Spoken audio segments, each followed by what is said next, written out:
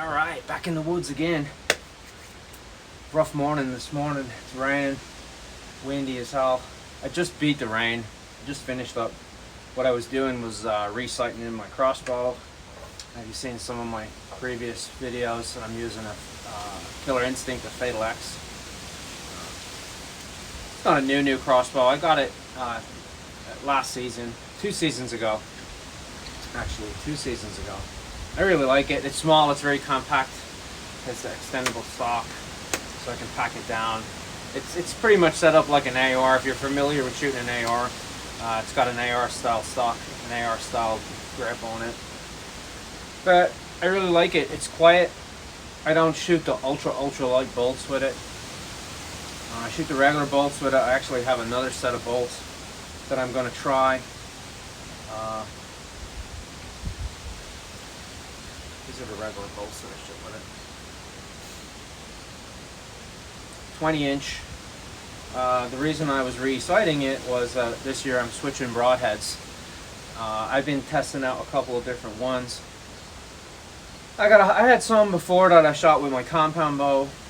I had regular older style thunderheads. Then when I started shooting a crossbow, I switched to mechanical broadheads. I used a Rage 2-blade broadhead, 100 grain. And those are very devastating broadheads. I killed my first crossbow deer with a Rage, and it didn't go very far. When you hit them in the right spot with those mechanicals, they go down. I then switched to a Mega Meat. When I got this crossbow, I went to a Mega Meat, which was a 2-inch cut 3-blade, and that is a very devastating broadhead. There's pros and cons to both style broadheads. The mechanical broadhead has a big cutting diameter.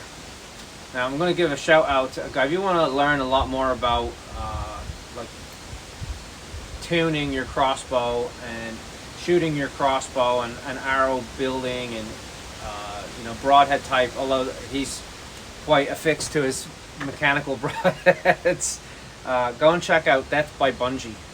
That's Rich Wilson's channel. Really great channel. He just done Crossbow Appreciation Month, which was 30 days of crossbow videos. And he'll have hunting videos. Him and his daughter both hunt with crossbows. And they do deer hunting. He does bear hunting. All sorts of stuff like that.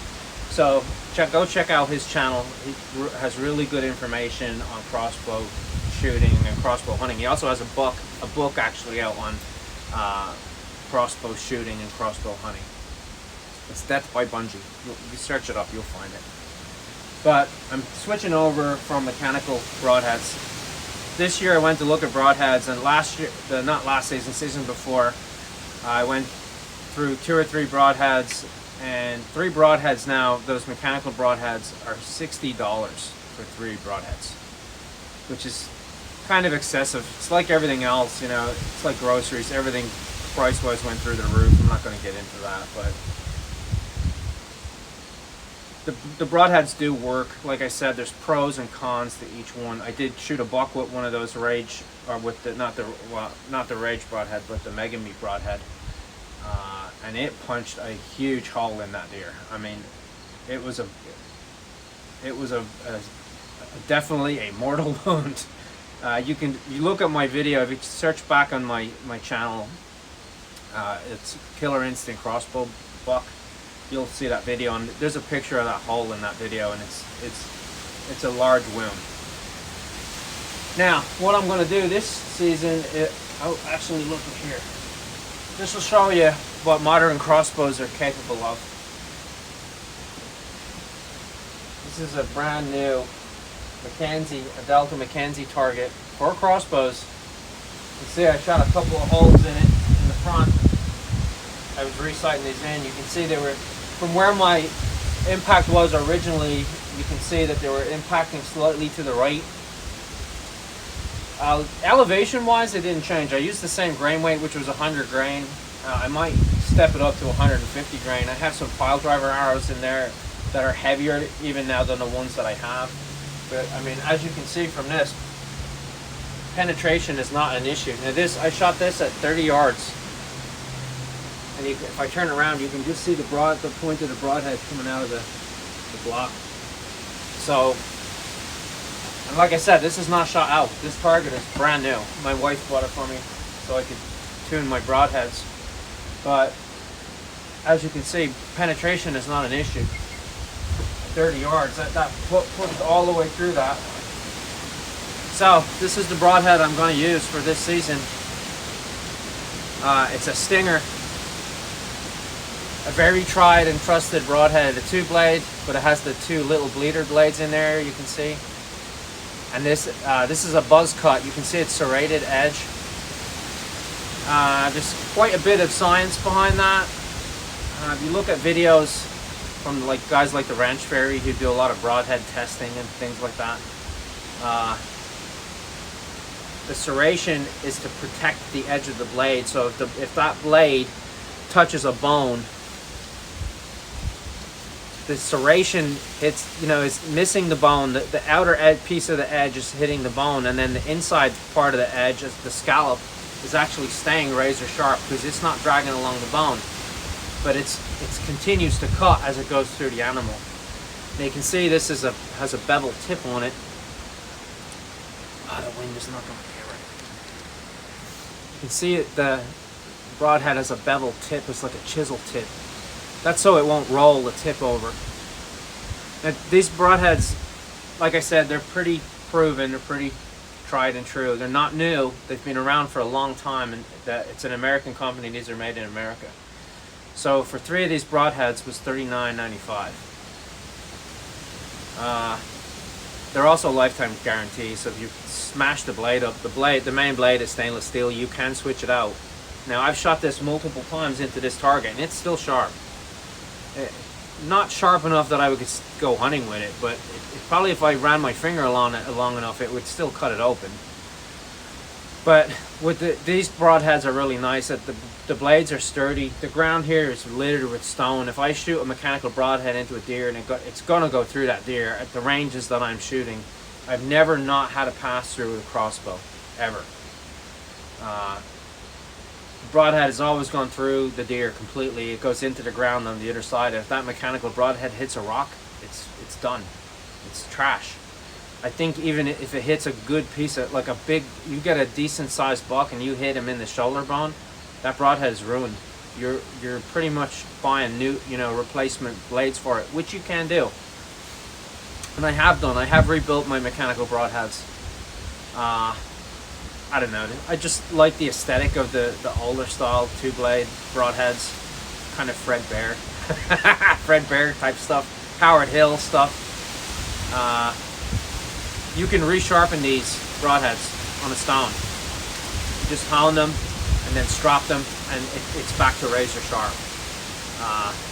You can always test it. The best way to test it is use a pretty heavy rubber band, and if you just touch that rubber band and it slices through it, rubber band is very similar to arterial material in a deer. So the arteries and the veins in the deer, just like a person, they're very rubbery.